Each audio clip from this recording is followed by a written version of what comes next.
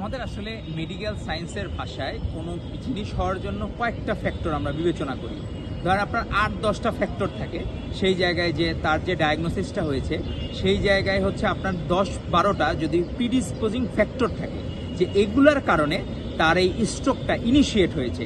তার মধ্যে একটা কারণ হচ্ছে এই মানসিক কারণটা হলো অন্যতম একটা কারণ, যার জন্য সল্লি নাসিরউদ্দিন পাটোয়ারি সহ জামাতের অনেক নেতৃবৃন্দ এটার জন্য দায়ী।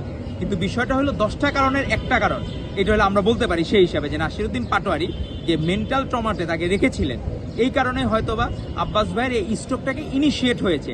তো তার মতো একজন বর্ষিয়ার নেতা কখনো এই ধরনের মব ডিজার্ভ করেন না। কোনো একটা কিছু সে চাঁদাবাজির প্রমাণ আজ পর্যন্ত দেখাইতে পারে নাই নাসিরউদ্দিন পাটোয়ারি, শুধুমাত্র নামমাত্র তার বিরুদ্ধে দুর্নাম করে যায়।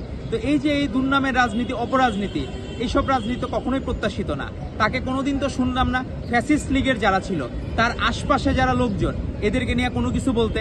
তার আশপাশে যারা লোকজন এরা ছাত্রলীগ করা, অনেকেই ছাত্রলীগ করা, তারা যে একসময় চাঁদাবাজি করতে এই ক্যাম্পাসে, তাদেরকে নিয়ে কিছু বলে না। সে নিজে চাঁদাবাজদের নিয়ে ঘুরে আর সম্মানিত ব্যক্তিদেরকে চাঁদাবাজ বলে সে আখ্যা দেয়। তো এই ধরনের অপরাজনীতি নাসিরউদ্দিন পাটোয়ারি জেনজির একজন নেতা বা প্রতিনিধি হিসাবে এই ধরনের মব সৃষ্টি করা এবং ইন্টেনশনালি একজনকে ব্যক্তিগতভাবে চরিত্র হনন করা।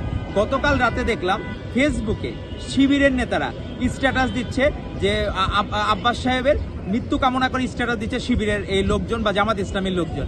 এটা আসলে কি আমাদের মহানবী হযরত মুহাম্মদ সাল্লাল্লাহু আলাইহি ওয়াসাল্লাম নিজের শত্রুরও উনি কখনো কোনো কিছু মৃত্যু কামনা করা বা কোনো কিছু কখনোই করেন নাই। আমাদের মহানবী সাল্লাল্লাহু আলাইহি ওয়াসাল্লাম, যাকে আমরা বিশ্বের সর্বশ্রেষ্ঠ মহামানব ধরি সর্বকালের ইতিহাসে, উনি পর্যন্ত এরকম যে তার সর্বোচ্চ ক্ষতি করেছে সেরকম ব্যক্তিরও কোনোদিন উনি ন্যূনতম ক্ষতি কামনা করেন নাই।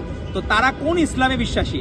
যারা জামাত ইসলাম বা শিবির করে, সেটাই তাদের কাছে আমার জিজ্ঞাসা যে তারা কোন ইসলামে বিশ্বাসী, যে একজন মানুষের মৃত্যু কামনা করা যেখানে সে কিন্তু কারো কোনো ক্ষতি করছে এর প্রমাণ কোনোদিন দেখাইতে পারে নাই।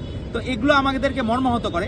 নতুন বাংলাদেশে এই ধরনের ইসলামকে বিক্রি করে রাজনীতি, অপরাজনীতি, কারো মৃত্যু কামনা করা, কেউ চাঁদাবাজি না করলেও তাকে চাঁদাবাজ বলে এস্টাবলিশ করার চেষ্টা করা, অপচেষ্টা করা, এই রাজনীতিগুলো আমরা বাংলাদেশে আর চাই না।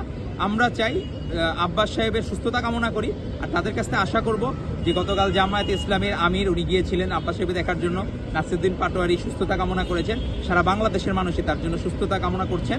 তো আপনাদের মাধ্যমে বাংলাদেশবাসীর কাছে, বাংলাদেশের জনগণের কাছে আমরা আহ্বান করছি যে তার জন্য আজকে জুমার দিন আপনারা সকলে দোয়া করবেন তার জন্য। জি, ধন্যবাদ।